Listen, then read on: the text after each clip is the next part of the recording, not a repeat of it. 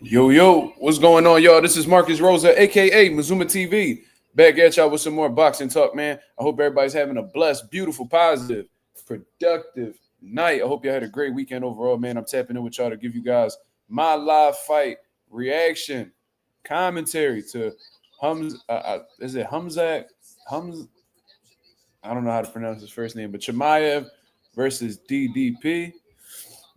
And then, of course, we're going to talk about Moses Itauma smoking Dillian Whyte in one round, man. Shout out to the boy Ralph for coming through with his prediction, bro. He said that shit last night, and that's exactly what had happened. You see what I'm saying? Shout out to everybody that's in the building thus far. If y'all can go ahead and hit the like button as soon as y'all come in, that'd be very much appreciated. You see what I'm saying? We on the road to 4K. We want to try to get to that 4K mark by the end of the year.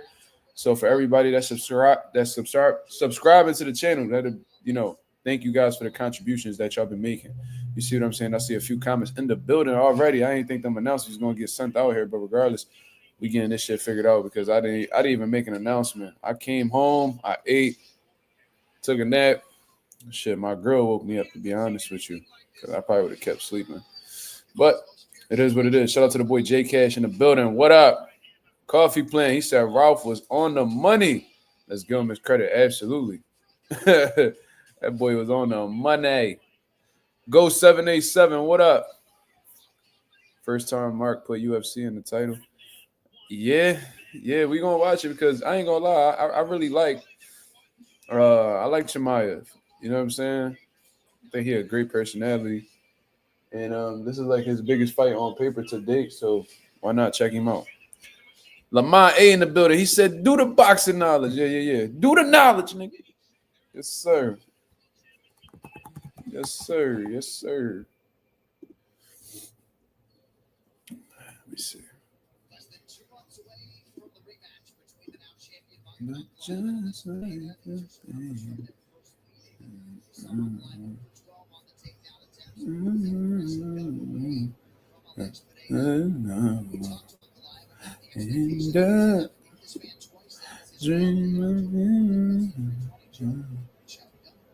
do the knowledge, nigga. Do the knowledge, nigga. It's my fucking soundboard. Don't get disrespectful, all right? I didn't even say nothing.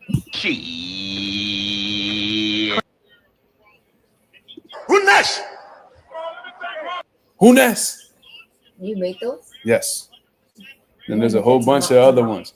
Huh? Yeah, make that time out.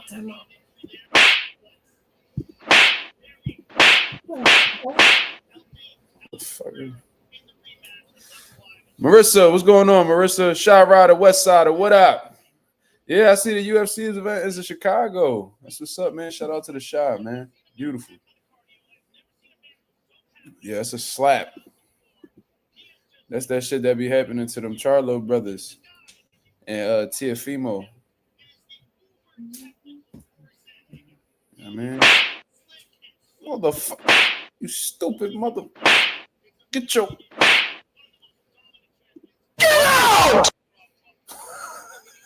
I like that one. You see, this is probably the funniest one, yo. I don't know. Tell me the duck story. The duck song. We gotta play that shit for whenever these motherfuckers be out here ducking smoke. You feel me? Ain't no one forgetting the Charlo slap. That's a fact. Let me see.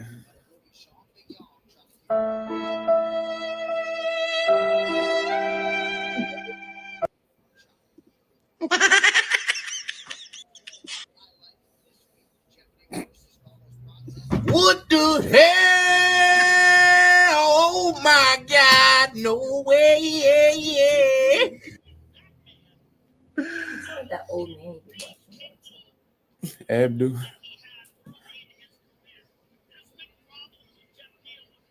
Why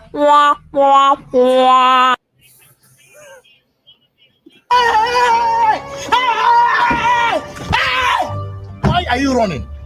Why are you running? Why are you running? So, shout out to everybody that's in the building, man. First of all, earlier today we had an amateur show out there in Freehold, New Jersey. Great event. I had 3 fighters on there. Very, very shaky day, to be honest with you. I had one fighter who won. It was actually his first amateur fight, Anthony Kirkula Jr. Good performance by him. Could have got the stoppage, but I mean, I just come with the experience and stuff like that. I think if they were to rematch, he would definitely stop him. My kid, Joshua Ramos, he got robbed so bad, bro. Like, I really don't be understanding what these scoring criteria be about. Deshaun Jones, he came up short, unfortunately, but it was against a pretty formidable opponent. And he did pretty well, so I can't really be too mad at it, to be honest with you. But, it was a little bit shaky, so we only came away with 1 win, unfortunately. That's definitely not what I'm accustomed to doing. I am a fucking winner, so it do suck when we had these type of outcomes. But Joshua absolutely dominated his opponent. It was a pretty solid kid from Ghana, you know what I mean? But come on, man, like that was an ass whooping. Like that was complete domination. And I ain't got no problem saying if like my fighter lost the fight. You see what I'm saying? This was just an absolute robbery. The coach was going off on his fighter after the fight, threw the belt at his chest and shit like that. Like, man, that was just bullshit. I don't know. I really don't know, Coffee. Like the referees say that they scoring, like the officials, they say they scoring like clean, effective punches. I'm like, damn, if that's the case, how could y'all say Joshua lost? Because fucking Joshua was punching on him, bro. Like really punching on him to the head and the body. If I was able to play these videos on here, I would. You feel me? Like the kid was like exhausted, sitting on the ropes, and like the kid was like firing combinations. Like he was throwing punches while he was on the ropes, but he wasn't landing anything effective. It wasn't clean shots. You know what I mean? So I didn't really understand, bro. But it is what it is. That's the amateurs for you. Anybody that ever competed in the amateurs, they know what I'm talking about. They all done got robbed before. That's just the reality, bro. So it is what it is. Man, let's talk about before this fight come on and we get to talking about that. Let's talk about Moses Itauma. Well, let's talk about Raymond Ford. Let's talk about Raymond Ford with Abraham Nova. I was able to watch a majority of the fight while I was at the amateur show. And shout out to Raymond Ford for coming out victorious against Abraham Nova. I honestly felt like Raymond Ford could have stopped Abraham Nova, especially in the later rounds. And this was my previous prediction before the fight had came about. I've seen Abraham Nova fight before. I've seen this fight with Avery Sparrow. I've seen this fight with Robesi Ramirez. I've seen a few fights from the guy, and he definitely strong.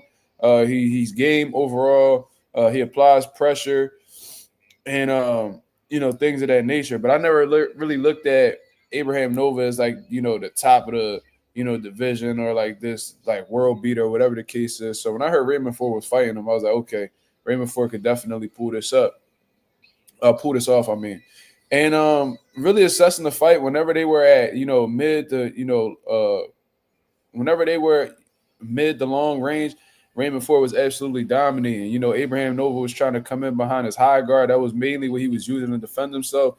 And Raymond Ford was picking him off with the combinations, boom, boom, boom, boom, boom, boom. And I ain't gonna lie, you could tell that Raymond Ford's power was having an effect on Abraham Nova. I see some body shots land that Abraham Nova was trying to shake off, but you could tell that it was bothering him at some points. I seen him get hit with some shots up top that like fucked with Abraham Nova's equilibrium, and his balance seemed a little bit off. I think that was due to some shots being landed clean on Nova himself.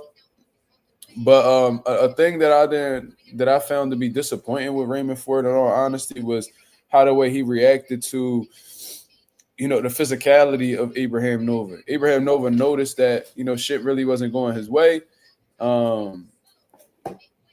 especially from the outside. So he was like, all right, I'm gonna have to make this like a rough, rugged fight, and that's what he did. He resorted to trying to fight on the inside and roughing up Raymond Ford, but Raymond, he had a lot of difficulty establishing himself on the inside. You know what I mean? I thought that he could have did a lot better on the inside to pick certain shots to really break down Nova. And if he would have been effective with his inside work, then he probably would have gotten the stoppage, to be honest with you. I think him being physical and being on the inside and making it a tough, ugly fight, I think that's what saved Nova from getting stopped for real. You know what I'm saying? So I just seen a lot of times Raymond Ford had opportunities to let his hands go and he just wasn't doing it. You know, I don't know if he just has a lack of inside game or whatever the case is, but Raymond Ford, I ain't gonna lie to you, really looking at Raymond Ford and seeing how the way he performed in there, it seemed like he left some fight in the gym. I don't know if he had like a bad weight cut. I don't know if he just didn't have the best training camp. I seen Timothy Bradley put out an interview saying, not interview. He put together a video on his YouTube channel basically saying that he had heard that Raymond Ford and Abraham Nova had bad training camps and stuff like that. But, you know, it's hard to believe Timothy Bradley and some of the things he says. So I was like, all right, I'm going to take that into consideration when watching the fight. And, yo, Timothy Bradley may have not been too far off, yo. Like, I think he might have gotten a credible he might have gotten some, you know, true information. He might have got that from a credible source. And, you know, this definitely wasn't the best version of Raymond Ford. You know what I mean? I don't know exactly what had happened. I don't know. I see Shakur Stevenson giving him a lot of credit in the middle of his training camp and stuff like that, saying Raymond Ford one of the best fighters in the world. But these type of performances like here, they ain't enough, bro. They ain't enough. You know, Raymond Ford, he has a history of being inconsistent, unfortunately. There's fights where he looks like a superstar. He looks absolutely amazing. And then there's other fights where he doesn't look so great. So I don't know exactly what it is with Raymond Ford. I don't know if he just has difficulty getting this weight up off of him. I don't know what it is, but I'm going to just say this. At 126, he looked like he had weight issues. He admitted he had weight issues, so he went up to 130. And in these first couple fights at 130, he looked great. But right now, it looked like he had a tough weight cut. And when you look at the transition from 126 to 130, it's not that much of a move up. It's only 4 pounds. You know what I'm saying? And, you know, you might feel good having those additional 4 pounds in the first couple fights that you have. But, you know, I think eventually your body gets adjusted to those 4 pounds and your body demands, and your body might grow more as a result of that, or may grow to be uncomfortable, you know, after being accustomed to having them 4 pounds on you. I think that Raymond Ford, in all honesty, and I saw, and me and Anonymous was talking back and forth about it. Hold on, yo.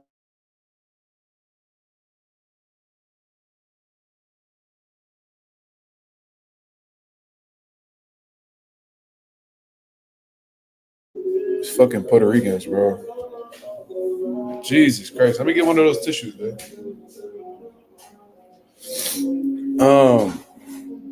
I think, in all honesty, it might be time for Raymond Ford to, you know, contemplate an actual move up.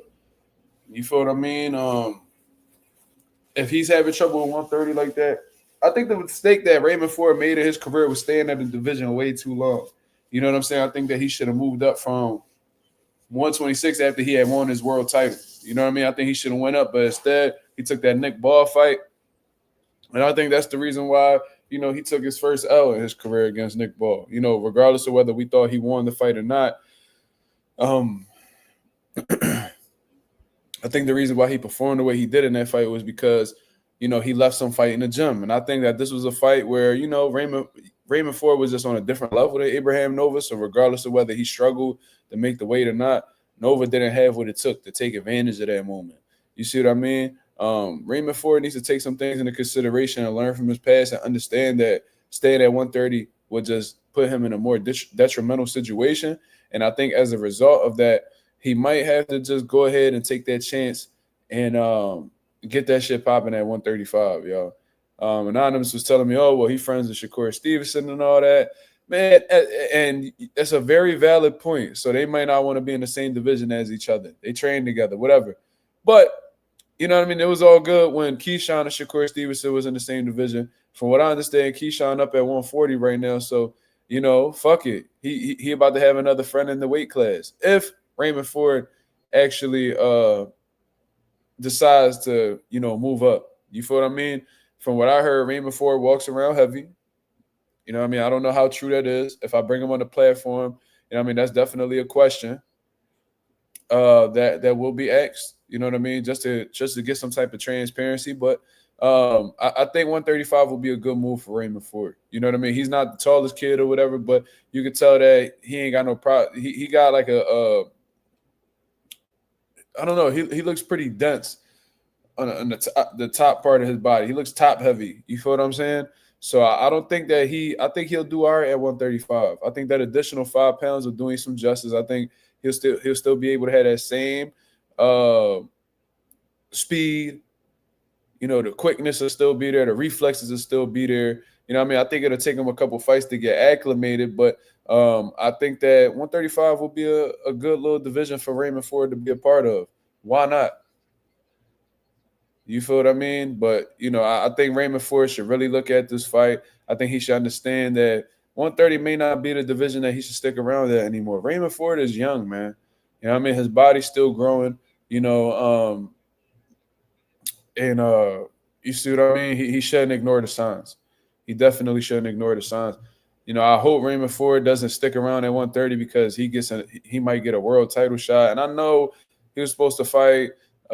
They had him like lined up with like Sugar Nunez and stuff like that. But man, unless this was just a bad, I'm hoping if it's a situation where you just had a bad camp and wasn't able to get the weight off, or you went about things the wrong way and getting the weight off, then I guess you could contemplate sticking around. But if it's genuinely a situation where you did everything you could and the weight still wasn't coming off, that's your body telling you that it can no longer get down to that weight in a healthy manner. So I really hope that Raymond Ford really assesses things and doesn't put his pride before, his intelligence. You feel me?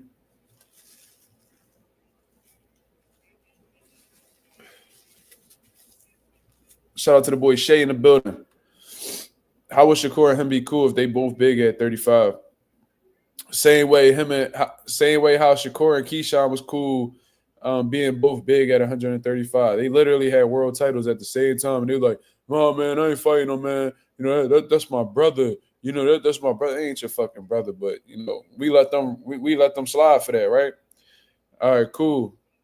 Let me see.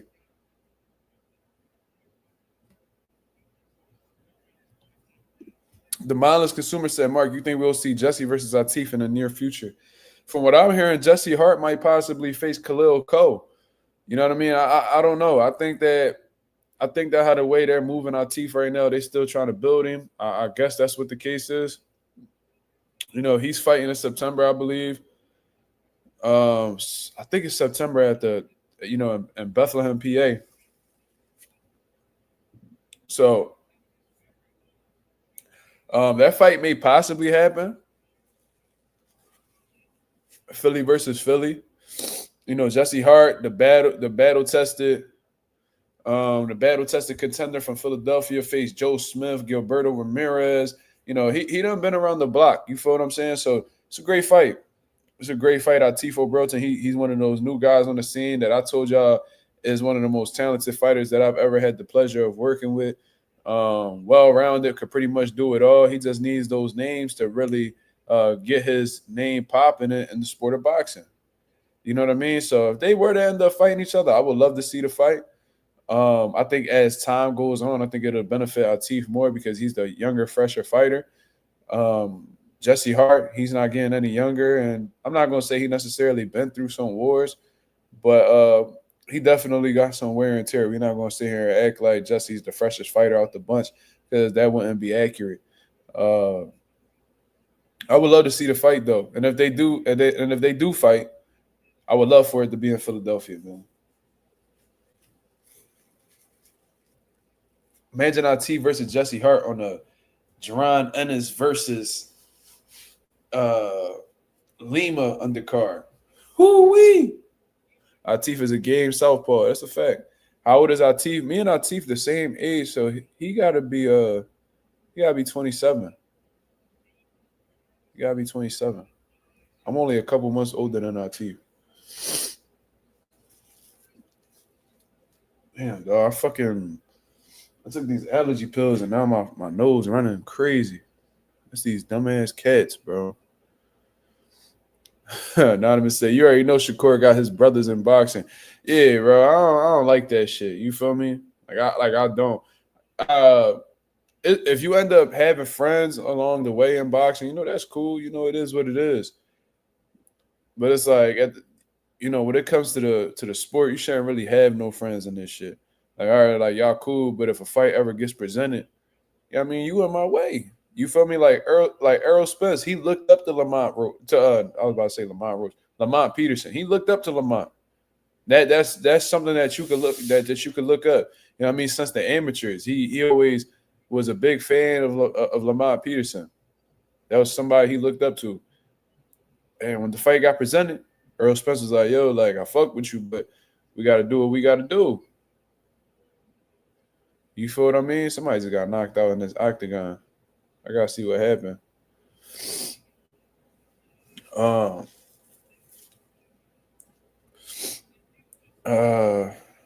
It's a few instances, man, like where guys was friends and they ended up rumbling each other. It is what it is.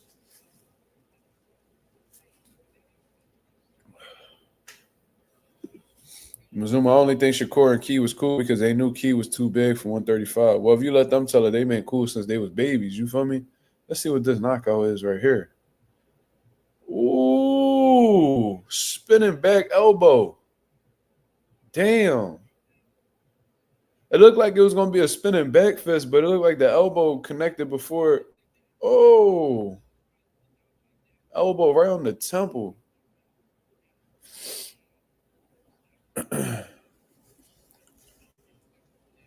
I think the main event's next, right? I think Chimaev fights next.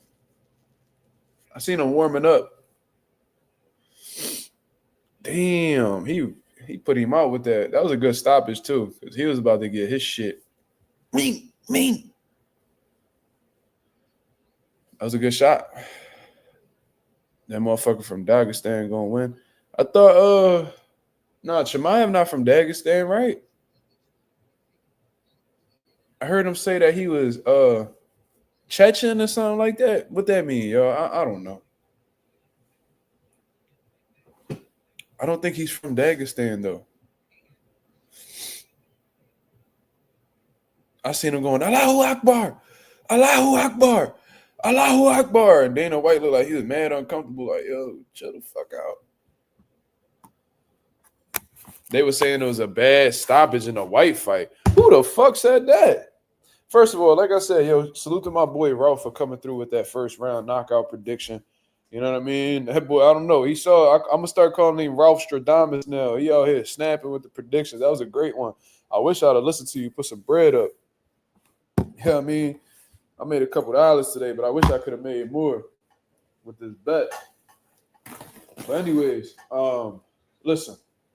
Ain't really much to break down with that motherfucking Dillian Whyte and Moses Itauma fight. That was easy work.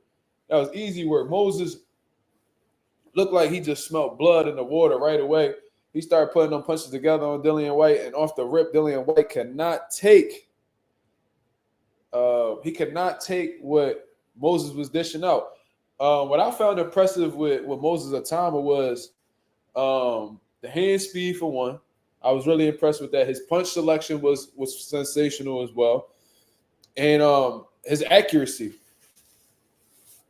You know what I mean? And Dillian Whyte, he didn't even get to establish himself in the fight at all. You know what I mean? He got hurt right away. And Moses Itauma did a little crafty move. He started swiping the guard down. He swiped the guard down. And he threw a from the southpaw stance, he threw a left hook.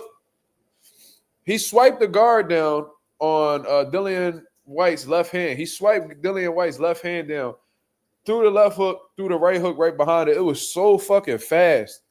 Dillian Whyte didn't see it. And plus, Dillian Whyte was looking down. Like, he was already on some submissive shit.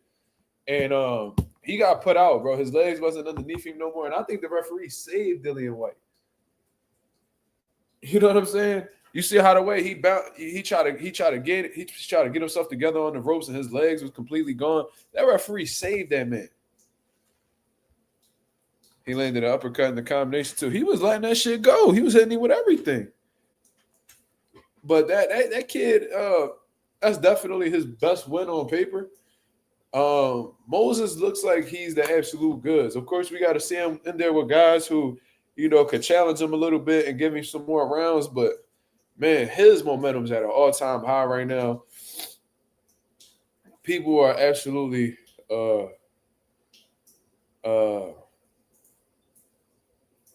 I guess you could say in awe with this kid. You feel me? He's 20 years old and he performing like that. I'm hearing Mike Tyson comparisons and things like that. I wouldn't necessarily say that he's a Mike Tyson, but he got the tools to do some good shit in the sport of boxing. You know what I mean? Not the smallest heavyweight, but he's not the biggest one neither. They say he around 6'4".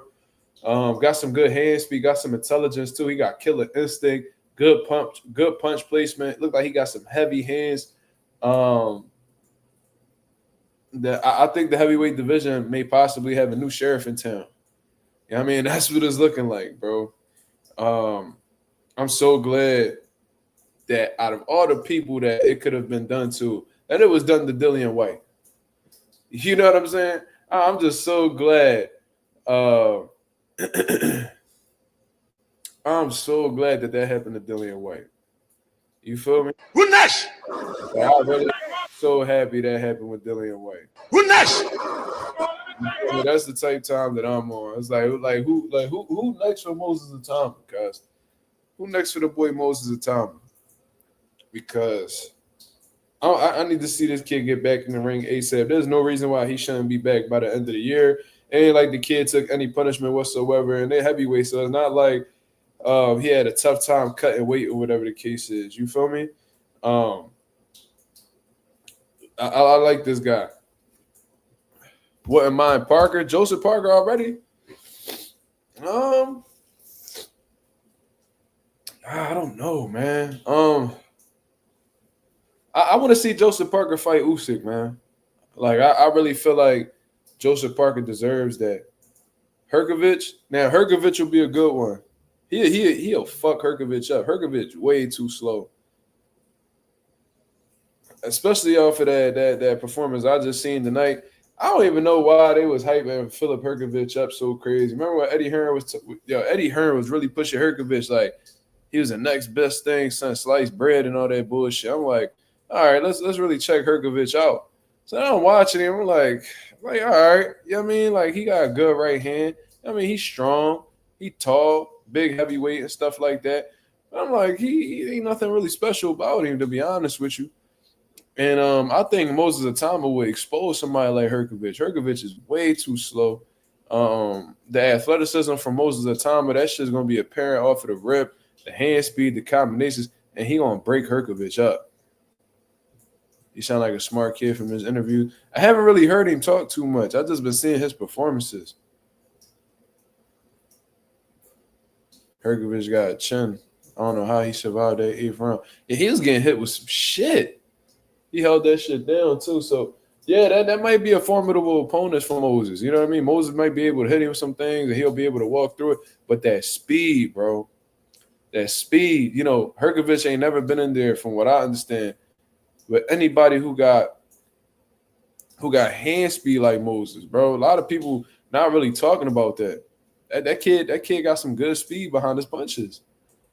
And in the heavyweight division, that could be something that a lot of heavyweights ain't accustomed to. And, you get, speed. Speed is power in a sense. He said, man, I thought Ball lost a close fight today, but that was me. I didn't get to see it, so I can't speak on it.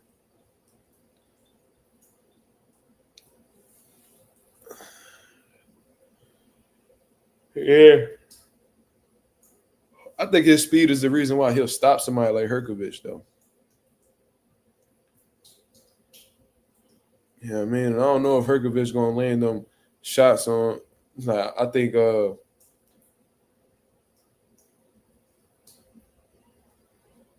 that Moses Itauma's speed, athleticism, and stuff like that, and his overall quickness, he gonna be able to see those punches coming from a mile away and capitalize off of it. I could really see Moses stopping Herkovich early too. Not early like Dillian Whyte. You know what I mean? I got him for lasting a few rounds, but we talking about 5, 6. I can see some shit going.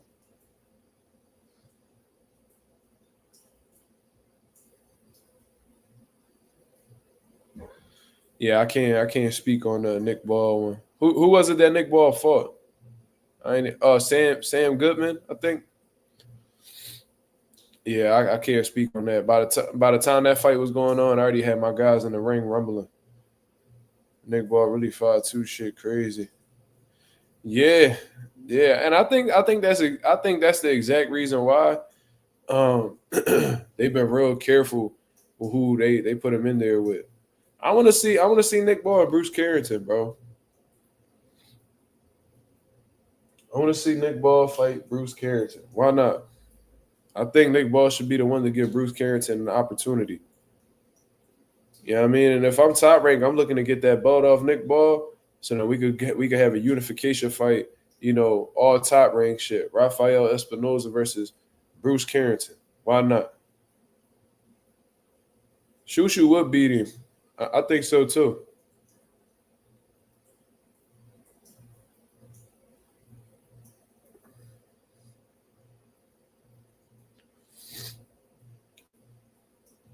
I don't think anybody at 126 fucking with Espinoza, though. That's just my opinion. Motherfucker said Nick versus Espinoza. That's so nice. Yeah, that'll be a bad job, bro. That'll definitely be a bad job. I think Espinoza pack Nick the fuck up. He gonna be punching down, bro. Jesus Christ. The output, the pressure. Nick Ball gonna be on the back foot for the first time. Man, that shit'll be ugly. I think that's a nightmare for Nick Ball. Nick Ball won't even look Espinoza away. I genuinely don't believe that. 6-1 versus what was it? 6-1 versus 5-2? That's insane. Like what?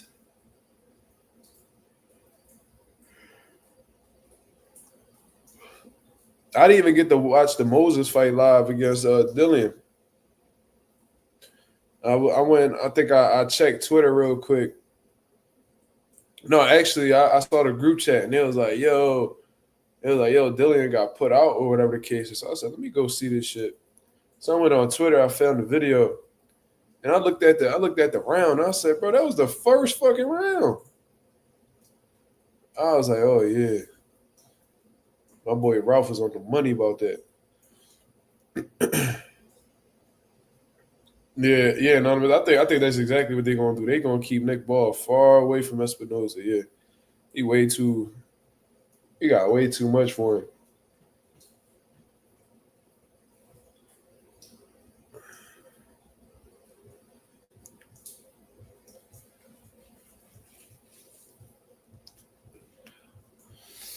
Who's this walking to the ring right now?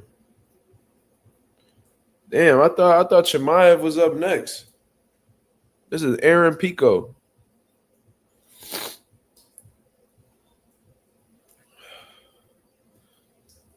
(6-1 versus 5-2, bro. That's dead ass like. That's like male versus female height. To be honest with you, that is dead ass like male versus female height. Because like the average woman like what 5'4", the average man like 5'9", 5'10".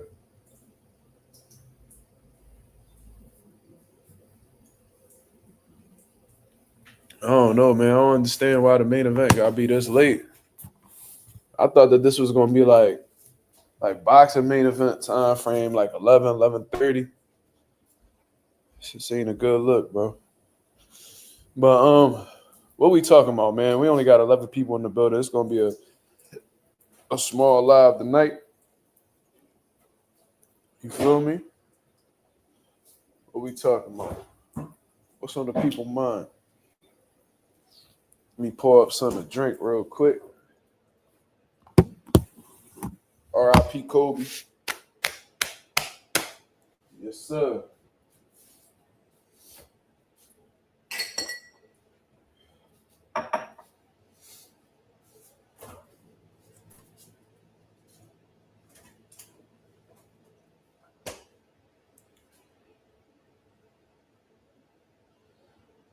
Okay, that's the co-main event. All right, so we good then. Fuck it, I took a nap. I ain't tired of nothing. I miss my son, by the way, man. I ain't had my son this weekend. Been thinking about my boy all day.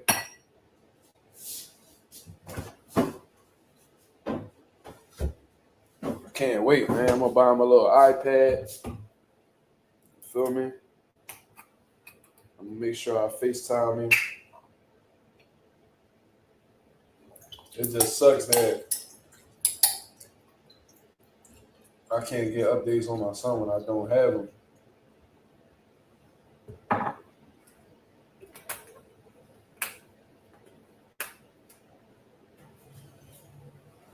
Watch who y'all have kids with, man.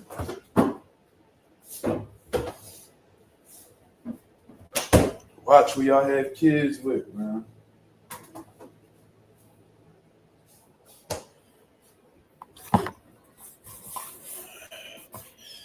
Shay says, Mazuma, what's some great southpaw inside fighters to study for the amateurs? I think Shakur Stevenson has an underrated inside game. You know what I mean? You could watch that William Cepeda fight. You can watch a few of Shakur Stevenson's fights. He got a pretty sturdy inside game.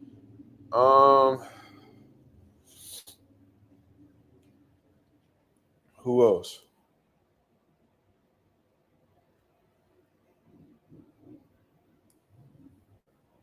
You said free Mark? What you mean free Mark? No, man. I was just saying, like, you gotta just watch who you have kids with, man, because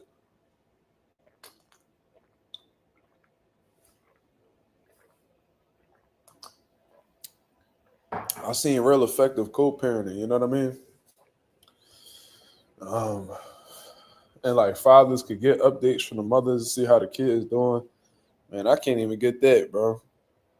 It's like I only know how my son doing when I have him. It's unfortunate because, you know what I mean?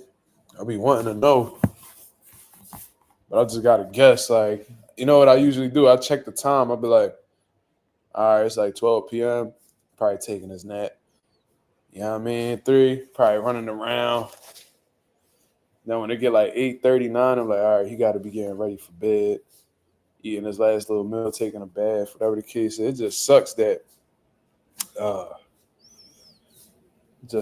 can't be given that privilege. You know what I mean? With everything I do, I can't even get he's okay, or even get like a little picture or something like that. You know what I mean? But that's just where we at, unfortunately. Did I see the back and forth between Xander and De La Hoya? No. Update me, Ghost. What we talking about? You said what you were saying yesterday might be true. What I say yesterday, brother? I said a lot yesterday. Gotta inform me. Lamont A said, yo, Mazuma, who you got with Shushu and Brandon Figueroa? Shushu. At this point in time, definitely Shushu. I think that Shushu's I think the momentum's definitely on his side. The more confident fighter.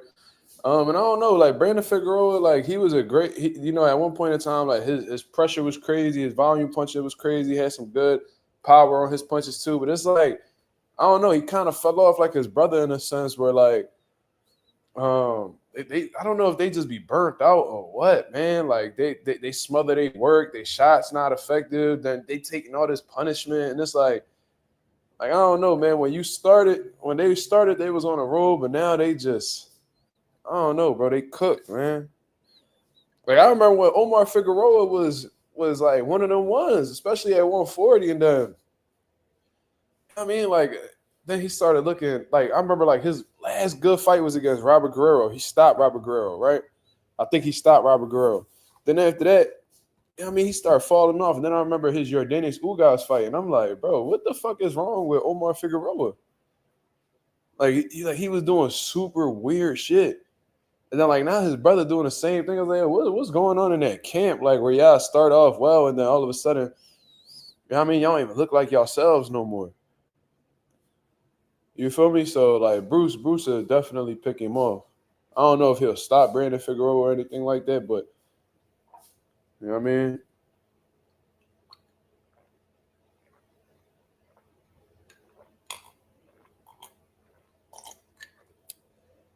I think Shushu's skills will pay the bills in that one. About the venue on the fight. Of course. Listen, man. What's tough is that was something that Xander was already promised way before he got the world title. Like when they first sat in the table and signed that deal with Xander's eyes was 16 years old, Bob Arum made him a promise. And was like, yo, I mean, we're gonna get you a world title. And then when you get your world title, we're gonna make sure your first title defense is in Puerto Rico. That was from the very beginning, and now he finally got to that point where he's a world champion. All right, cool. So we're gonna fulfill your promise. You from Puerto Rico. You know what I mean? We're gonna bring that world title to Puerto Rico, and we're gonna make sure that you get your first title defense there before you move up or whatever the case is. So you put 2 and 2 together. Xander said he back in December. Bob Arum said we're gonna do your first title defense in Puerto Rico. December, Puerto Rico. Xander Zaya's first title defense at 154 pounds. Virgil and Xander been bumping heads back and forth because they want to smoke with each other. I genuinely believe that both of these guys are willing to fight each other, but it just seems like they can't get to a fair ground in terms of location. Virgil Ortiz and them, they want to make the fight happen, but they want it to happen at a neutral location. They don't want to fight in Xander Zaya's backyard because they feel like that could give Xander Zaya's some bias or have some shit go in his favor. They don't want to fall victim to the politics. I understand. But Xander and Top Rank already had this in the works way before Virgil Ortiz's name was even mentioned. You feel what I'm saying? So I think it's just I think it's bad timing, and this is exactly why I said I don't think they're gonna be fighting each other. You know what I mean? I don't think they're gonna be fighting each other next. That's a fight that may happen in the future, but I don't think it's something that's gonna happen next. Let Virgil and his team be like, you know what? Let's go ahead and fight this nigga in Puerto Rico. That's the only way I can see that happening. I don't think Xander's gonna budge at all.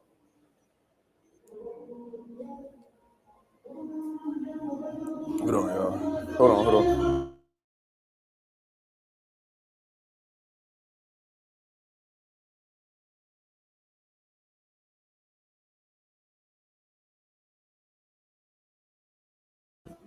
That's how you know you're in the trenches for real.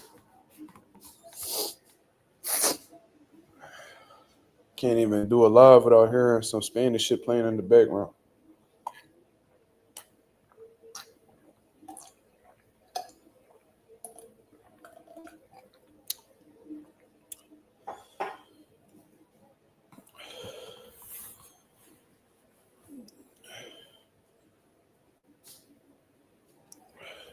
Do I sound sick? Nah, I fell asleep on my couch, bro, and I guess like my cat's fur was on that bitch, so my allergies started kicking my ass. So I'm not sick, thank God. Go 787 said Oscar was like, I've never seen a Puerto Rican duck, and Xander said the problem is if you're willing to let your 27-year-old prospect fight in Puerto Rico. Yeah, see, like I knew that was what was gonna happen. And look, did Virgil and them really send Xander an offer? That's what it looked like. They said that they told you the splits 50-50.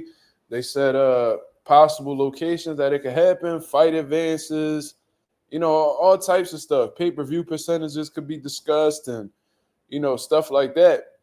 And December. You feel me? They even brought up the month December. Okay, so there was a stoppage that just happened. The co-main event is over. Black Boy gets knocked him out. I gotta see that replay. That boy out cold too. Let me see what happened. Let's see this replay. Hurry up. Another spinning elbow? What the fuck going on? Back-to-back fight. Back-to-back spinning elbow knockouts. Damn, that nigga's out though.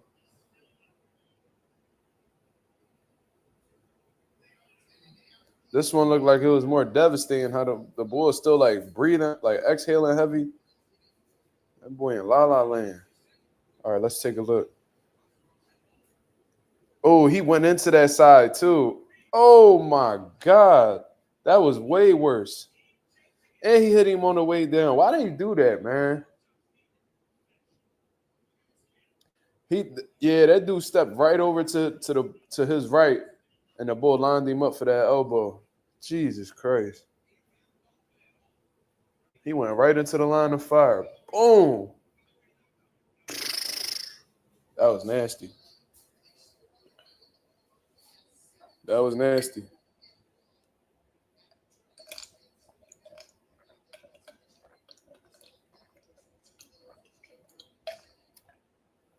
Nigga said, well, I'm watching UFC because I feel like it. And I like that Chimaev bull. So why not? Y'all don't be asking these other channels that. Why y'all asking me that, nigga? Whenever y'all know all these channels done, took advantage of the boxing culture, and then once, you know what I mean, they got what they needed out the boxing culture, then they go over to the UFC. You know what I mean? Like Teddy Atlas, nut ass. That weirdo. You know what I mean? Boxing made him who he was, and he coached all these world champions, and you know what I mean? Once boxing went through this little slump and the UFC started shining, all of a sudden Teddy Atlas, the UFC, analyst, and I ain't hear nobody say nothing to Teddy Atlas. Why you saying something to me?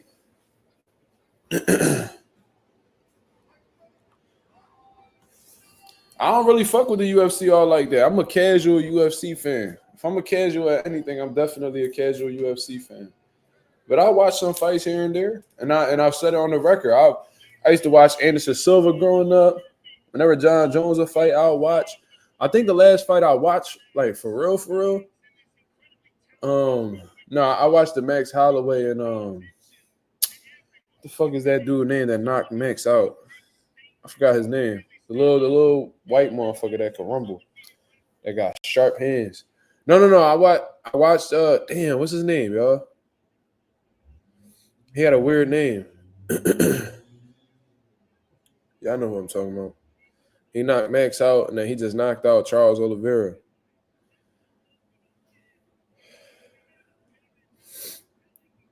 Topuria. Yep, Topuria. No. I was talking about Topuria. Topuria knocked out Max, and then he just knocked out Oliveira.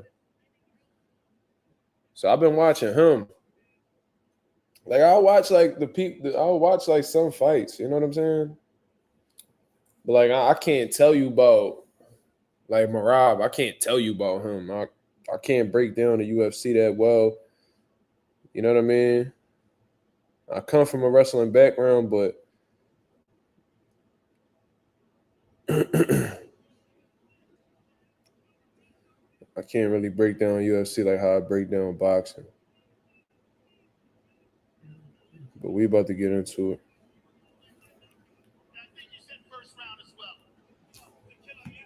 Let's get this shit popping. Yeah, I'm a huge casual. But Coffee, you watch soccer too, right? So which one you watch more, soccer or boxing?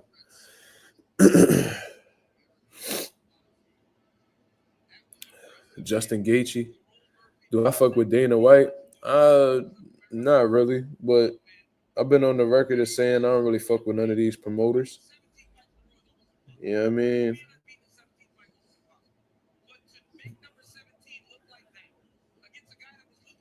Like Dana White, he what he does works for his lane. You know what I mean? I just don't like how, you know what I mean, he's trying to implement the same shit in boxing. I don't like that shit, bro.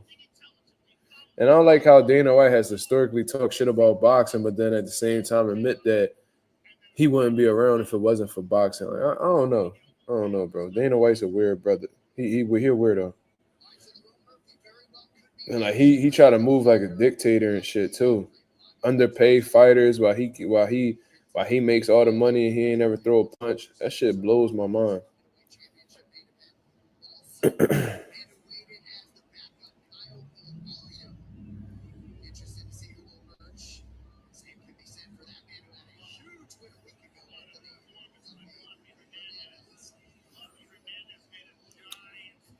It ain't necessarily about being cocky with Dana White. It's just that he a snake. You feel me? Like when Don King was supposedly taking money away from fighters and all that shit. You know, they went against him. They went against him and pretty much blackballed him from the sport of boxing. But Dana White, you know what I mean? His company will generate billions of dollars and his fighters won't get paid shit. And they praise him like he's like this. They praise him like he's this fucking godlike promoter or whatever the case is. And it's like, bro, the double standard be crazy, bro. If Dana White was black doing that shit, bro, they would be frying him.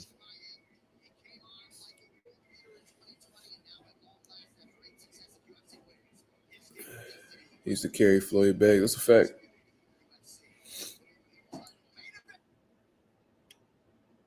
Dana White used to be tapped in with what's Floyd's uncle name? Jeff Mayweather and them.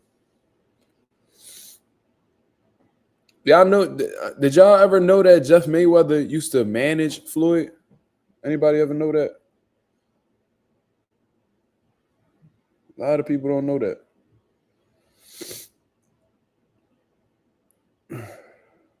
Jeff Mayweather used to manage Floyd Mayweather. I think after that he signed with Jay Prince and it was up from there. Who am I rooting for? Chimaev. I want Chimaev to win. I fuck with him. I like his personality. I like his confidence.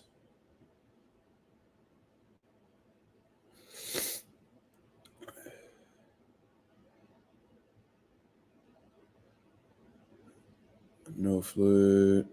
Jeff Mayweather used to manage Floyd Mayweather Jr. That's a fact. There's interviews out there about that and all.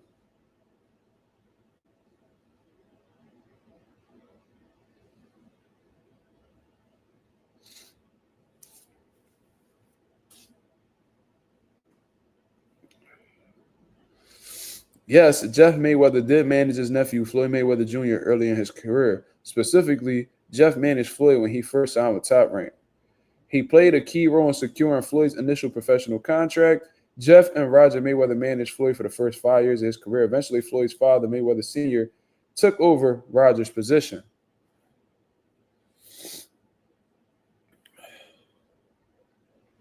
That nigga steer a hook annoying. You about to get steered into a wrench, nigga. You giving me that nigga steer a hook giving me what's that nigga name? Real talk vibes. You just might be real talk. I've been suspicious about you for a while. You feel me? You be grinding my gears, brother. You about to get steered into a motherfucking wrench, nigga.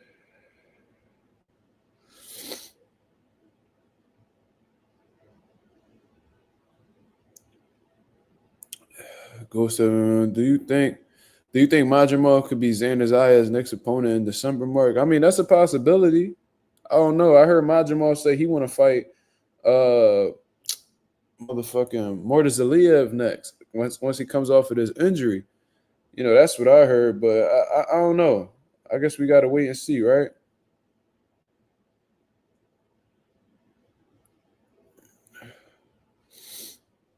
Yeah, a lot of people don't know that. I mean, bro, I watched Floyd religiously, bro. Like, Floyd was one of my idols growing up. It's sad that he became the hater that he became, you feel me? But, like, there's not much about – there ain't many interviews from Floyd that I haven't seen. Documentaries, I've seen them all that. Did I ever show y'all guys my boxing trading card book? I got a whole binder filled with boxing trading cards.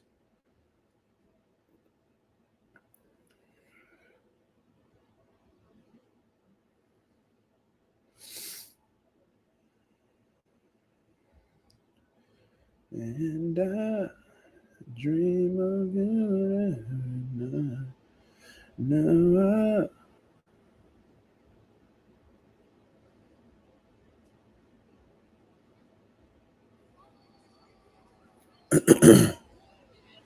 Have I ever saw Floyd in person? No.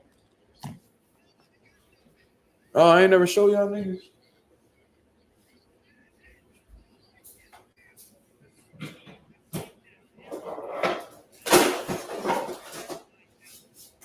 Yeah.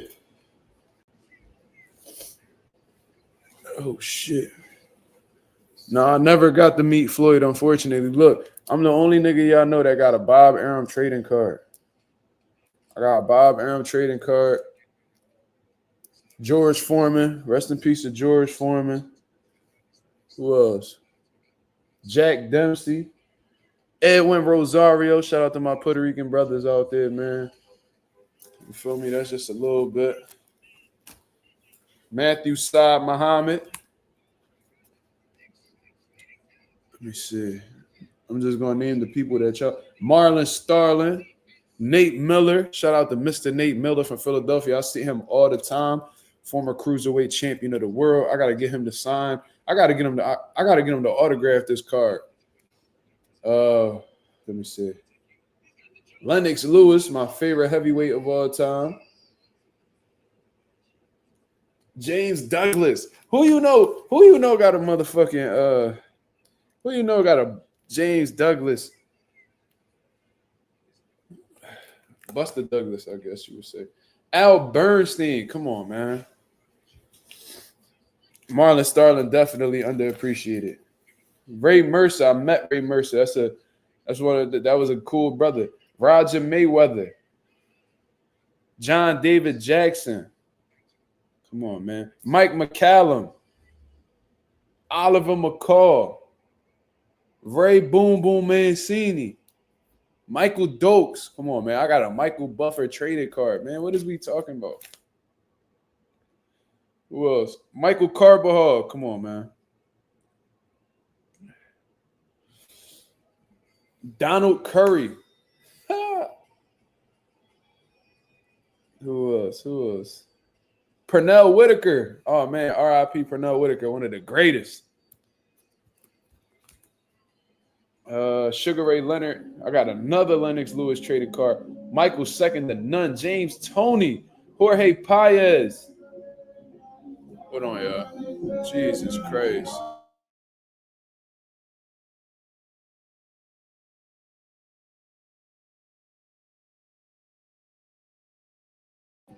I can't catch a break. Roberto Duran. Iran Barkley. Jersey Joe Walcott. Arturo Gotti. Rest in peace to Arturo Gotti. Jeff Finnich. I got a trading card of the Boxing Hall of Fame. Fred Peddleton. Ezzard Charles. Shelly Finkel. Who got a trading card of motherfucking Shelly Finkel? Look at my boy. Look at my boy Shelly Finkel. Remember when Eddie Hearn used to call him Shirley Winkle? That shit was funny. I ain't gonna lie.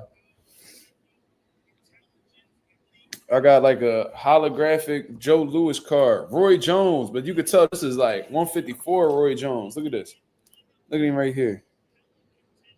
That's 154 Roy. That was way before he won the world title. Cus D'Amato. Come on, man. Virgil Hill. Mills Lane. Tyrell Biggs. Harry Greb.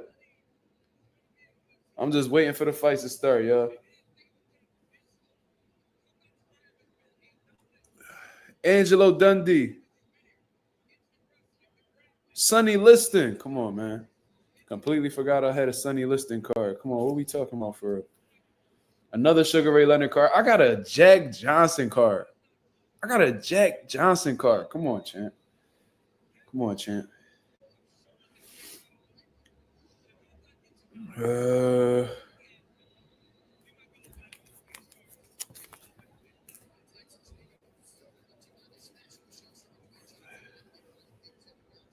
Carmen Basilio, Floyd Patterson. I got a Sugar Ray Leonard and Roberto Duran card, like a combined John. Juan Laporte.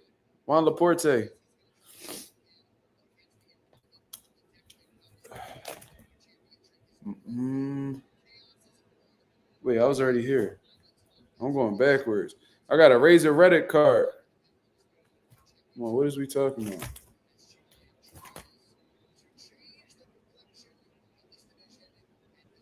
Am I going backwards? All right, whatever. Salvador Sanchez.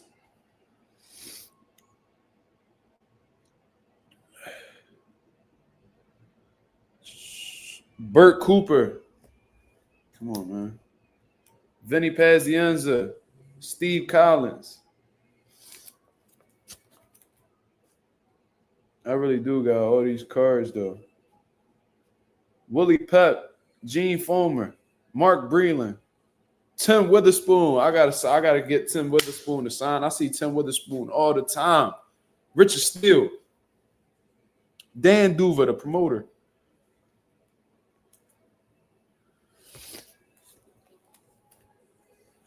Larry Holmes, one of the greatest heavyweights of all time, in my opinion. I got another Chapo Rosario card.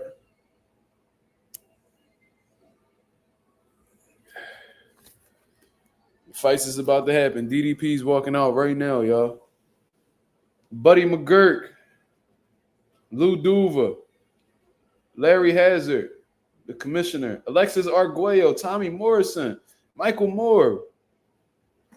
Bert Sugar, the writer. Come on, man. Rocky Marciano. Joe Louis. I got a holographic Muhammad Ali card. Another Carmen Basilio card. Roberto Duran.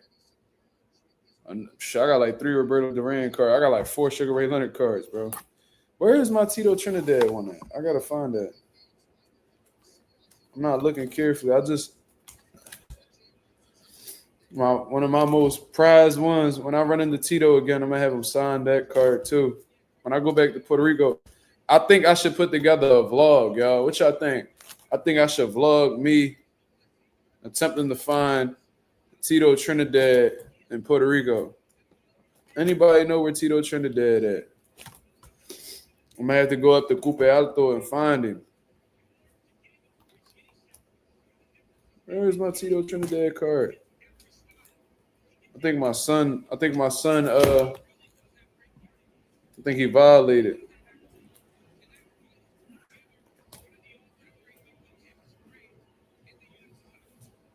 I think my son took he misplaced it because he was in my he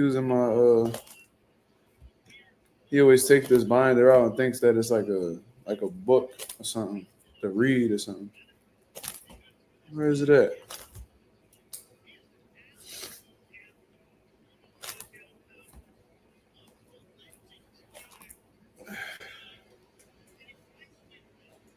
Yeah, vlog. I'm gonna have to go find him, bro. Even though I could send it out there and get it signed and sent back.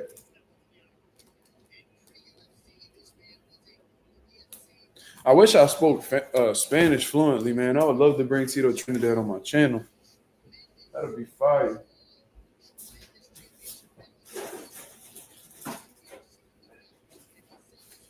There it is. Found it.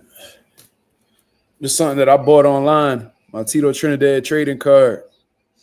Still in great condition. And this was back when he was 30-0. Now he retired 42-3. So this card was back in 96. This card was made 9/23, September 23rd of 1996, y'all. This card is older than me. Look at the condition that it's in. Look at this, man. 2 years older than me. About to be a 30-year-old card. Come on, champ. 30-0 with 26 knockouts. Born January 10th, 1973. Bro, I was born January 11th. That's crazy. Yeah. And then there was this kid who fought in the amateurs, and he had his own trading card. I thought it was so fire. I don't know what he's doing now. But this is a kid that fought on an event that we was on, and they was handing out trading cards. Shout out to Ramir Strange, Diamond Gloves champion. He's from Newark, New Jersey. He was giving these Johns out. I was like, oh yeah, this is dope. It's super dope. Ramir, his name is Ramir Strange, So Cold Strange. He's 75 pounds, 9 years old. Well, this was a couple years ago, so he's probably like 11 now. Yeah, Nationals Diamond Glove champion of New Jersey, 2023. Yeah, so he got to be like 11 now. The only place you will see a lion cry. So I saved this one too, because who knows what this fucking kid will do. You never know with this boxing shit. Anyways, that's enough. That's enough of my halftime show. We about to get into this fight right now. What's y'all predictions, man? Chimaev and DDP. What's y'all predictions, man? Chimaev look like he ready. He look ready, boy. He like he ready to do some damage.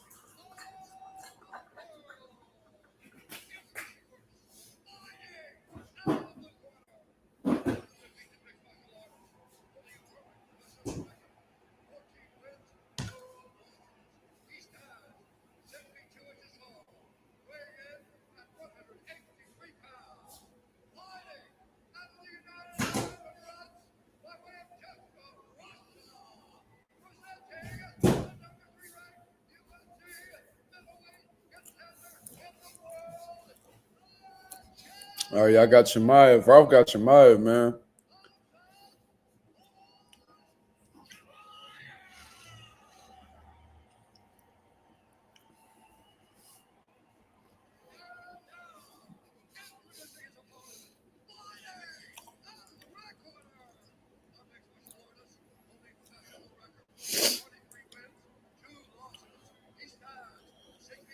So DDP's the underdog plus 220.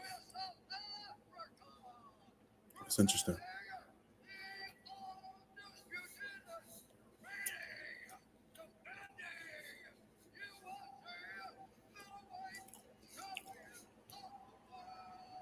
Damn, Chimaev be on timing, bro.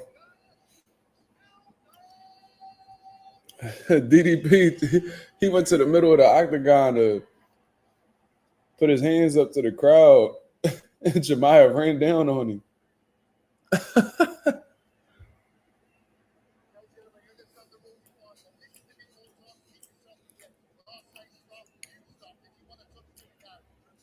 Nigga, Chimaev a bully, bro.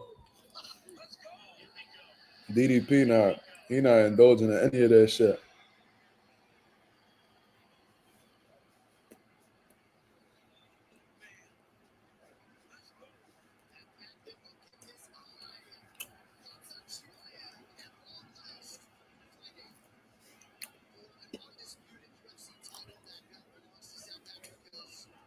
The fight started.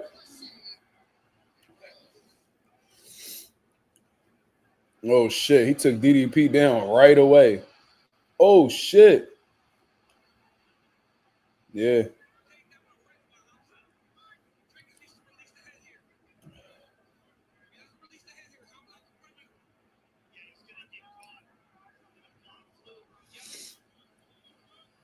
He took him down right away. This nigga Chimaev is a fucking beast, bro.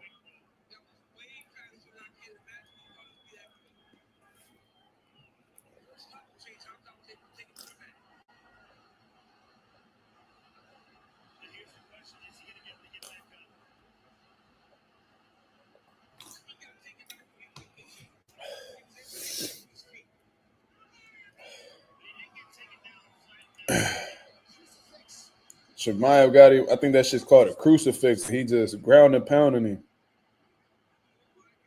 But it's small shots, so damn.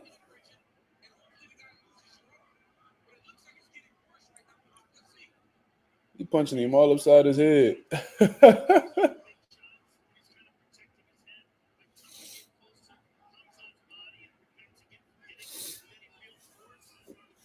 Bethaneuel, what up?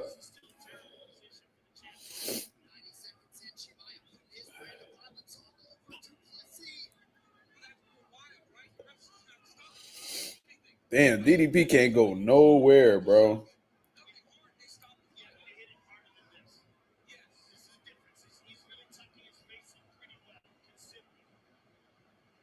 He can't go nowhere. This nigga just punching DDP all in his ear. But it's not big shots, so like it's not really concerning the referee at all. Yeah, Chimaev is strong as fuck, bro. He's a real problem.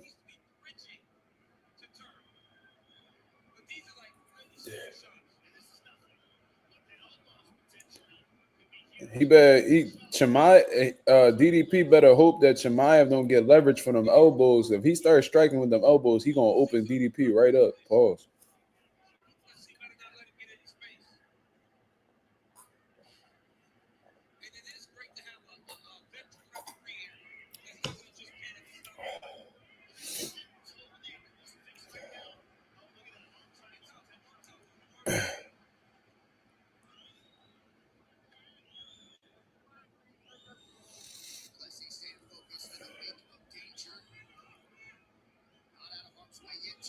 It's not really much going on right now, y'all. Chimaev just got him down.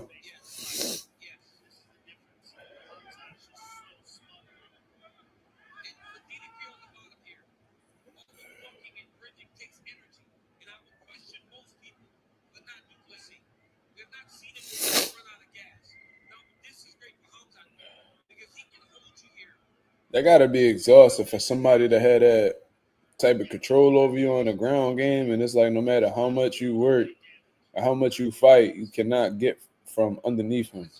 You got to be very draining mentally and physically as well. Look like Chimaev trying to get that full mount.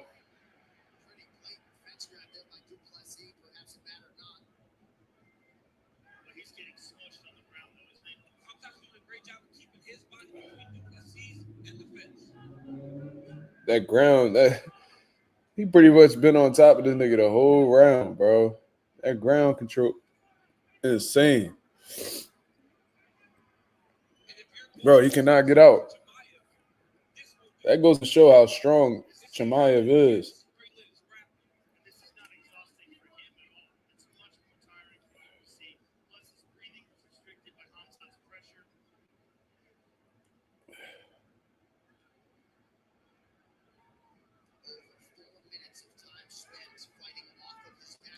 So I wonder, like, when, like, the referee will find it, like, fitting to, like, get them back on the feet.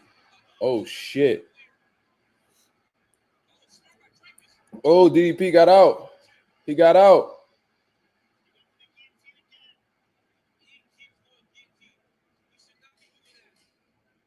DDP keeps going for that fucking guillotine. Chimaev just got out. Ooh. I think he just shot an elbow to under round. Woo. That was good good patience on DDP's part. I do want to see them stand up a little bit though.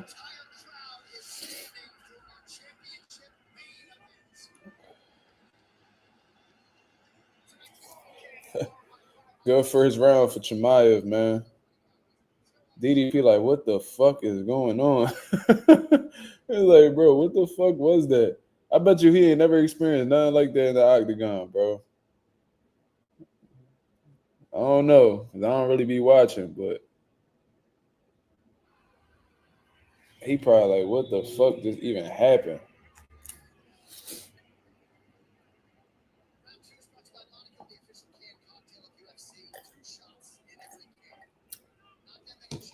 Round two.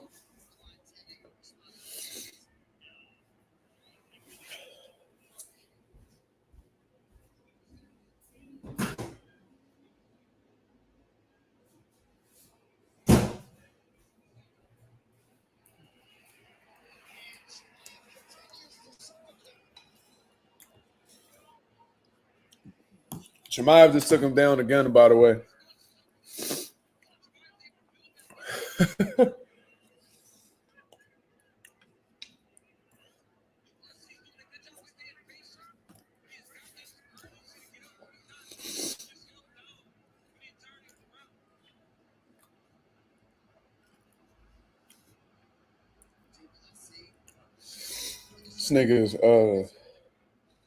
This nigga kneeing DDP in his ass cheeks. I know that shit hurt though. Man, Chimaev is dogging him.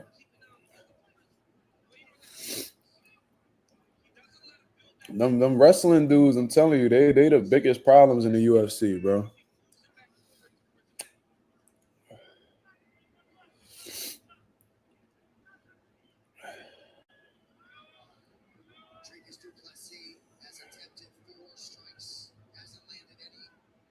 DDP attempted 4 strikes and didn't get off any of them Jones. Straight domination. This second round looking like it's going to be much of the same.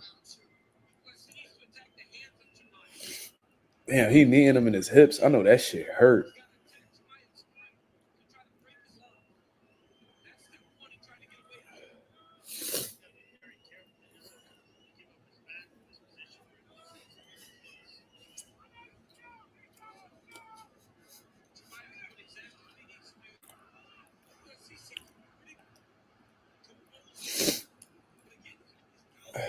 DDP like, man, what the fuck?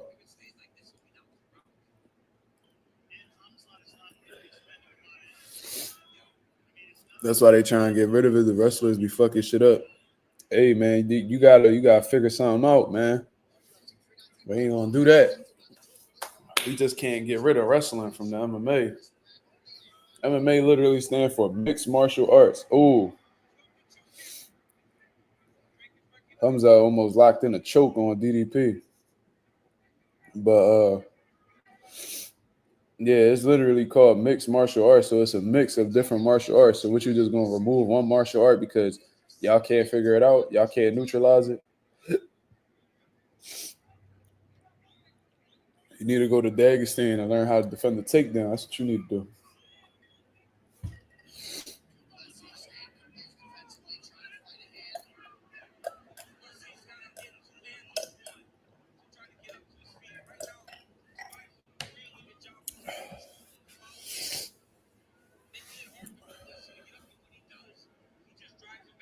Ooh.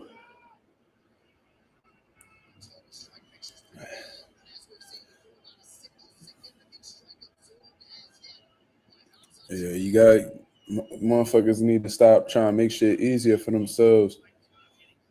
Yeah, figure the shit out. That's what men do.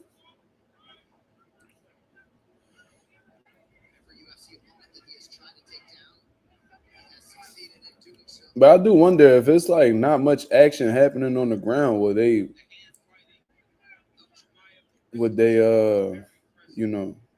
make them stand up or what?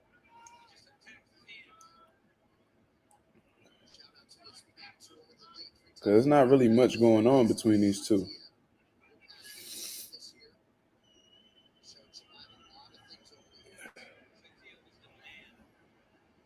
And I've seen like other fights from Chimaev. I seen like he wasn't really hesitant to let his hands go neither, but he probably feel like this is like the easiest way to win. So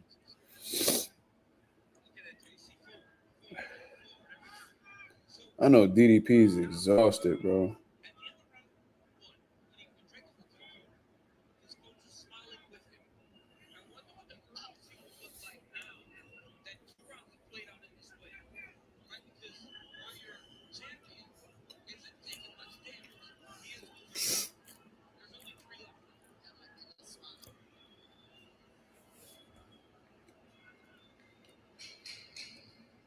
$10 seconds left.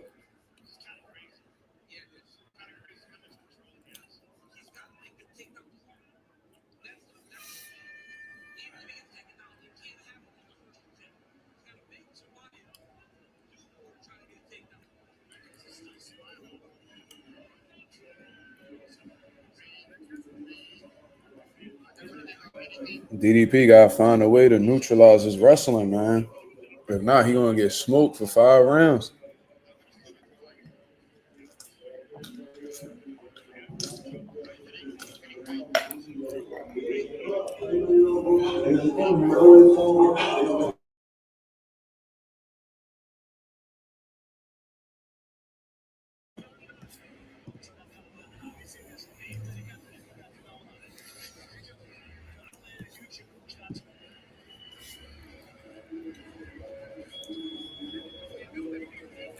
Two 0 Chimaev, hands down, right? easy fight to score so far.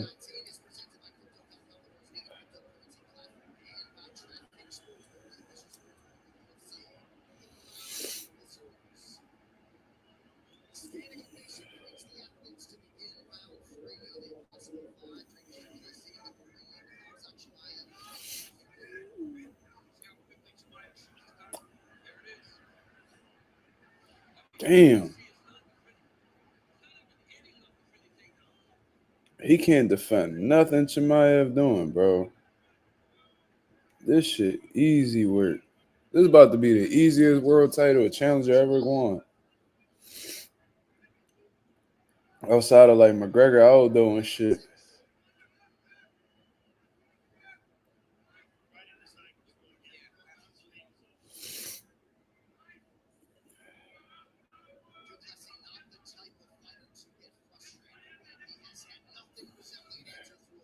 And I understand the wrestling, but we need to see some action while these niggas is on the ground. Like, I don't understand.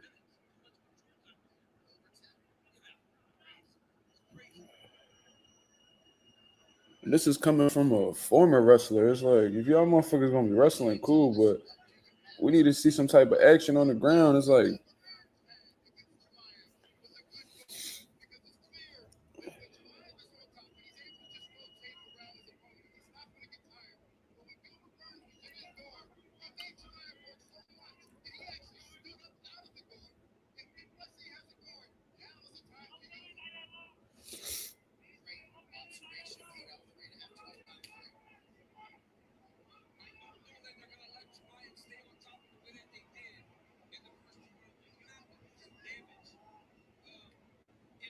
see, they saying the same thing. It's like they gotta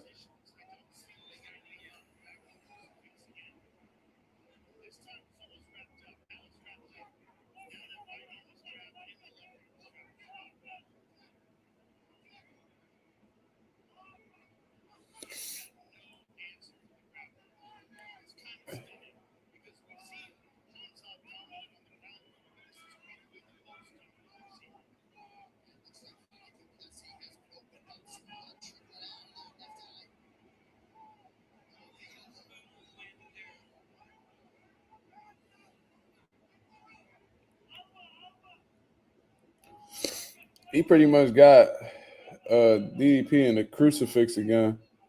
He got his left and right arm tied down, and he just hitting him with little punches all upside his head. But DDP is doing a good job at keeping like his head tucked into like Khamzat's body, so he's not really taking much damage. I know his ear ringing like a motherfucker though, because I know his ear ringing like a motherfucker. He just keep punching him right on his ear. And DDP is trying everything he can to get up, but Chimaev is just levels above him grappling wise. That's what I'm seeing. It's not like he ain't trying. He doing everything he can. Damn.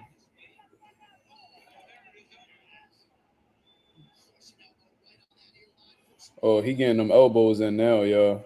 He getting a little bit more leverage on them punches. Ooh. If he could get a little bit more leverage on them elbows, he could get this stoppage, or he could definitely cut him.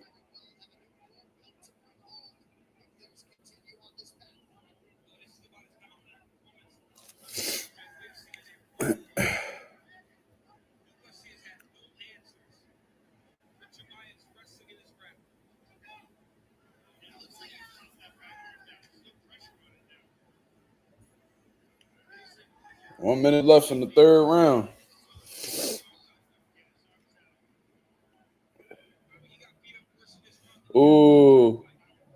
Khamzat got the full mount.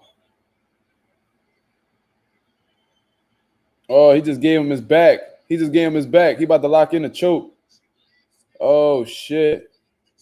I thought he locked in a choke.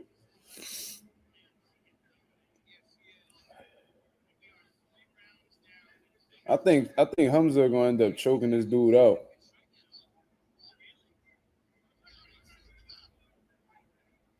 Oh shit. He looking for it. Oh shit. Damn, it's like he could get it, but he's choosing not to.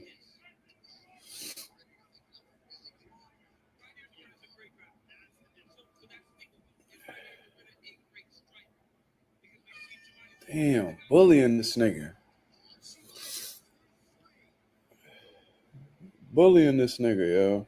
Easy work. DDP gotta do something. But to be honest with you, I don't think he can. I just think this is a nightmare for him.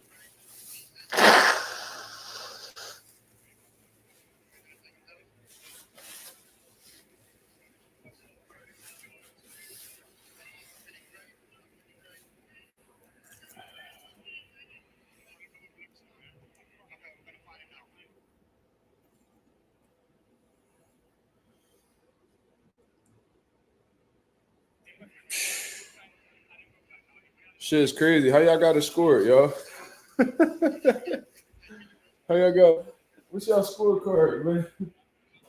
I think this is a real hard fight to judge. I ain't gonna lie. This shit can go either way. I think my boy DDP up by 1 round.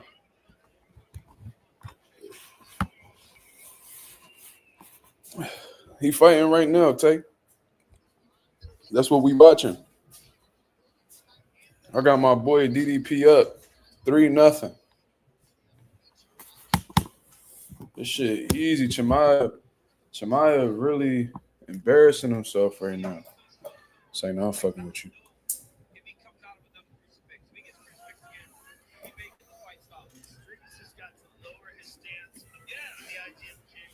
Where the fuck is...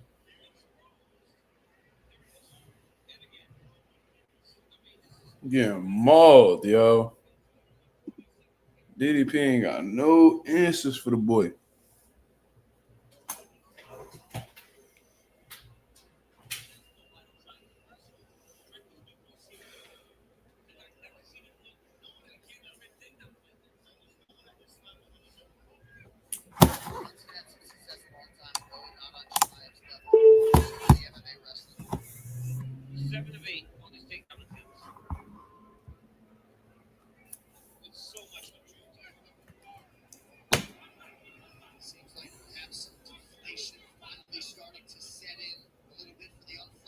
Yeah, DDP's done, bro.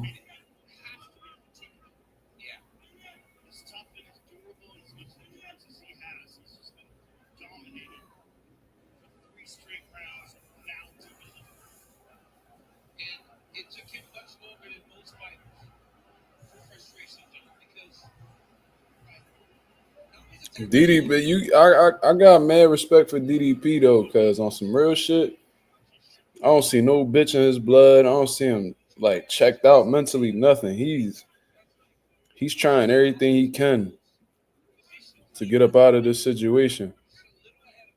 He ain't got what it take, man.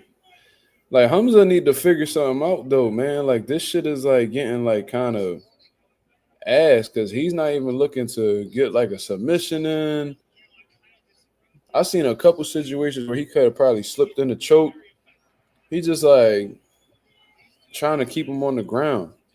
Like, bro, all right, bro. Like, try to put in like the finishing touches. Like, try to get a choke. You feel me? Try to get some elbows, do some damage. He's not doing any damage.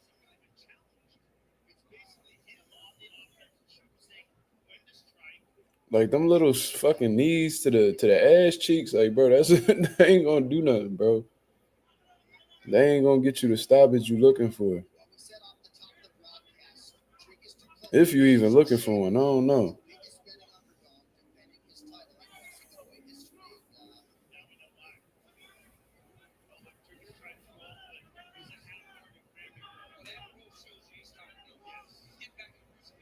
They're getting back in the crucifix. Damn, bro. This motherfucker Chimaev doing anything he want to this guy.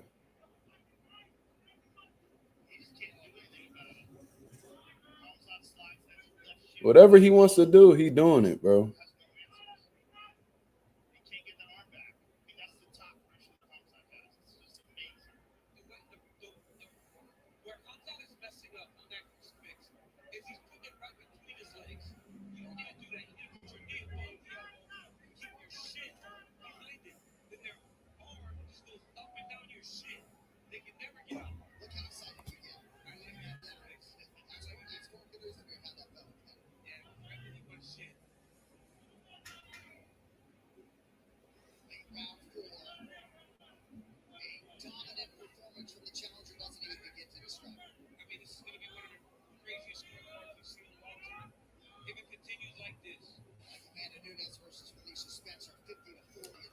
Bro, Chimaev in round one, he had ground control for 446, 447, 440.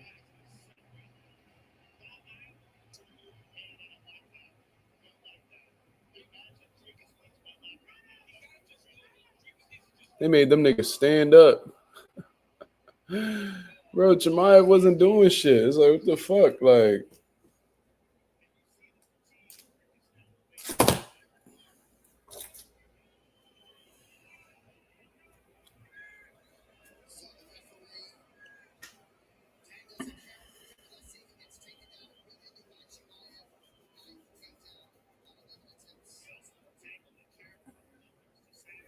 Joe Rogan talking about, I don't like that. Like, shut the fuck up.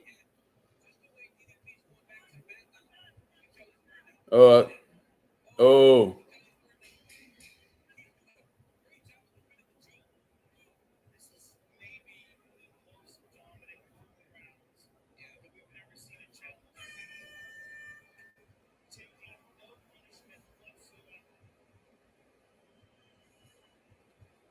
DDP frustrated, bro.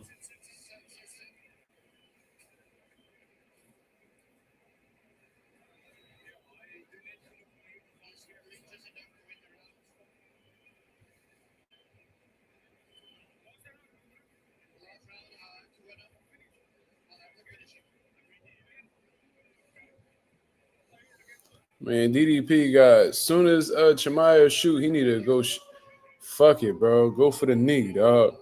Like, try something, dog. God damn. He's just letting this nigga come in and have not have to worry about nothing.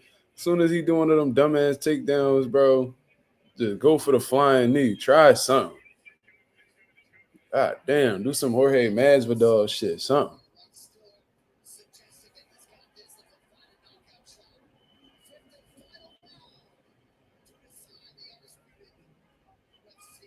DDP got a lot of heart, though. Very strong mentally.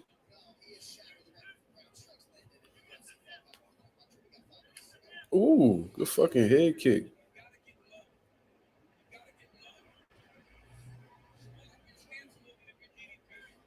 Oh, shit. They're like, they trading. Hold up.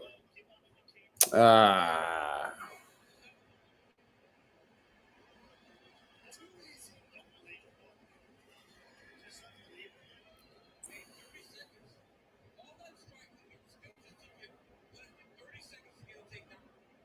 DDP, and he gotta work on his wrestling, bro. That shit is too easy. And this the thing is like you knew Chimaev came from this background. Like how are you that terrible at defending takedowns, bro? All Chimaev was doing, he'll feint some punches to give him the impression that he gonna shoot something. Then he'll just shoot the takedown. Fake, takedown. Fake, takedown. Jesus Christ. Oh shit.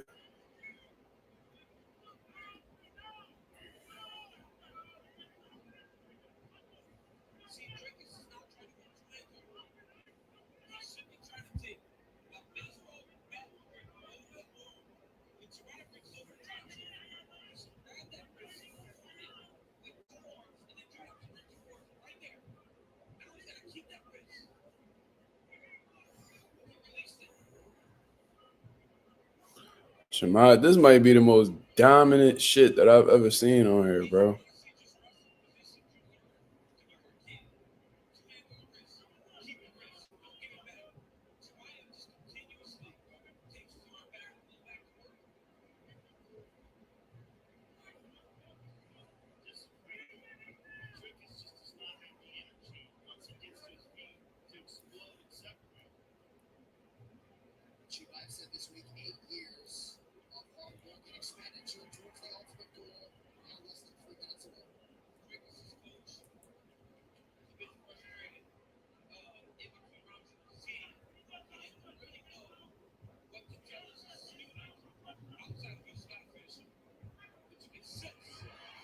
Oh shit.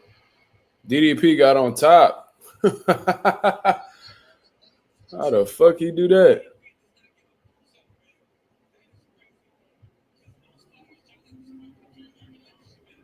Oh shit. Oh, he got out. I was about to say, I thought DDP had that nigga in the guillotine.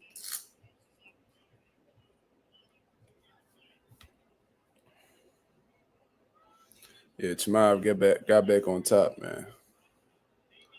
Yeah, this was easy work. 1:50 left in the round.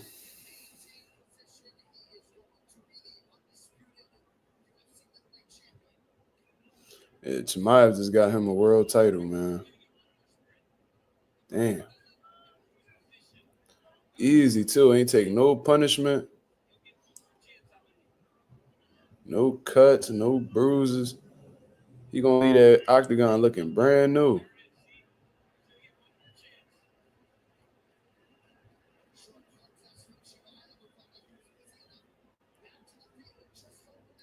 He made them get back on the feet.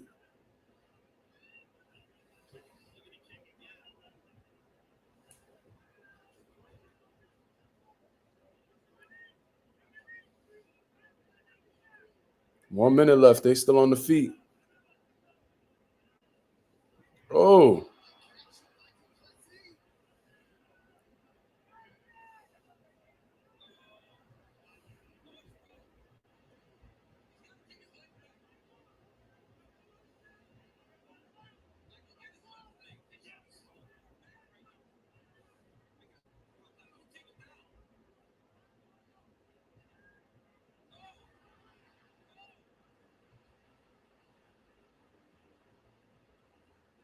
Oh my God. No way. Oh. I thought that nigga DDP locked in a fucking choke, bro. They no fucking way.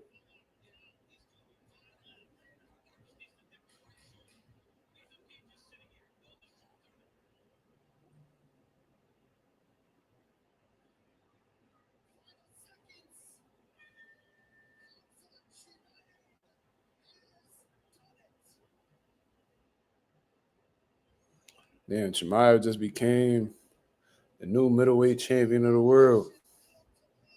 Jesus Christ.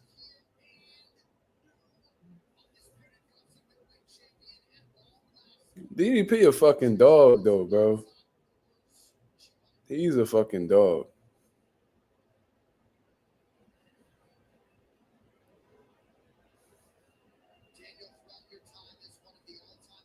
That motherfucker did not stop trying. He kept trying to find a way. Like I ain't see this motherfucker check out at all. He kept trying to find a way. That's real championship grit right there. So salute the DDP for that. But Chimaev is a fucking monster, bro. Them motherfuckers got a problem at middleweight. That wrestling is insane.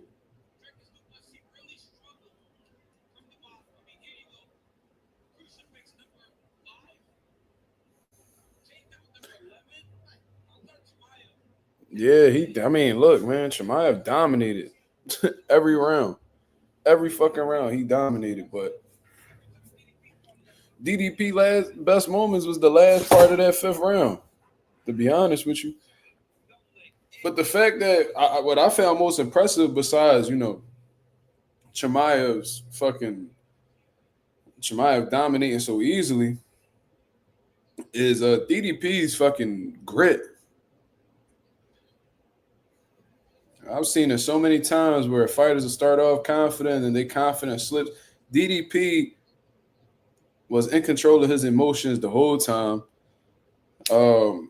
He's still composed. He's still patient, and he maintained his will from the first round all the way to the last. So,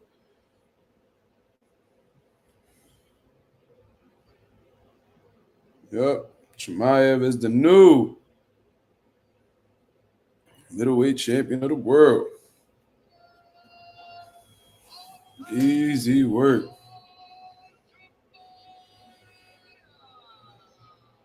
It was easy work. I want to hear the interview, and then that's about it.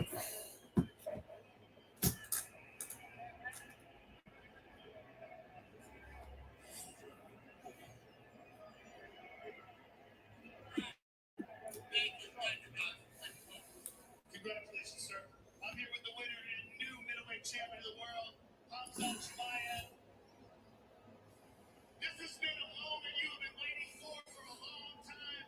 Your first opportunity in the world title, and you came through in a dominant performance. How happy are you with how it went out tonight? Guess I'm the only 1 minute, last minute. The guy's not going to finish that one. Sorry, man. Happy always. Get my money. Damn, send my money, brother. I'm waiting for that ball and that shit now.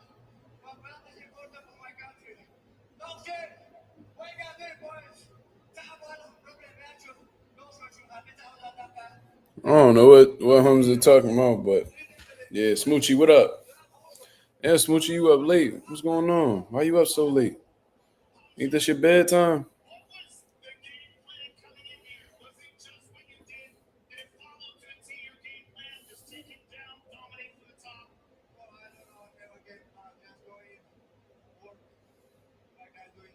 Yeah, Chimaev's ear is nasty.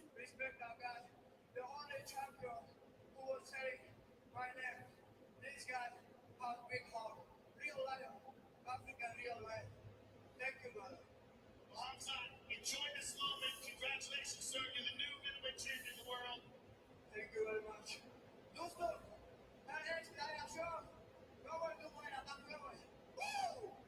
Ladies and gentlemen, Khamzat Chimaev. Dricus, you fought like an animal. Just want to hear what DDP got to say. Incredible drive. You came up short tonight. What, if anything, was surprising to you? Yeah, I mean, the man has incredible control on the top. He's just like a blanket. I mean, it wasn't this matter of strength. You know, it wasn't that physical. It was just almost as if he knew what your next move was going to be. And he got it without using too much power. Damn. He said no game plan. He just go out and work. Yeah, like, and some people had that approach where it's like, I mean, I ain't worried about what my opponent do. I'm going to just do what I do type shit. And it worked for some people. Go ahead. Thank you for all the fans who came up to support us to make this amazing. And without you guys, we don't have a job. So we really appreciate it. Thank you everyone for showing up. I'll be back stronger and better than ever. I believe that, sir, and I look forward to seeing you again. Thank you very much. Everybody in South Africa, you all know this flag means the world to me. I'm sorry for anybody I let down. I'll be back stronger. South Africans, we rise, we fight through adversity, and we'll show the world they still don't know what we know. We're coming back stronger than ever. We will not lose this fight lying down. I promise you that. See you all soon. Thank you, everybody, for coming out once again. Dricus to Plessis, ladies and gentlemen. That's one of them, my country. Abu Dhabi, UAE, thank you for that big support. All my camp, it was helping me, guys. Thank you. His Highness, I want to thank him too. The King. Thank you very much, brother. So Khamzat Chimaev, Man. 15-0, he becomes the 15th undisputed UFC middleweight champion. Dricus to Plessis, dripping with class in defeat.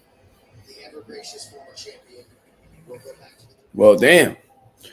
Dominant performance from Chimaev, man. That shit was as easy as it could be. He dominated from the beginning to the end.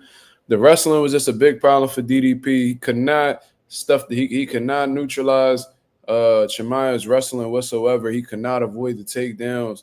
I seen him even when there was moments that he sprawled on Chimaev. Chimaev still had the technique and the strength necessary to still get DDP on his back. He did multiple crucifixes. He had side control, elbows, punches. You know what I mean? There was some inactivity while they were on the ground, and the referee had pretty much made him stand up. And there was a little bit of action here and there, but the consistent theme throughout the fight was DDP's inability to neutralize Chimaev's wrestling. So he dominated from start to finish.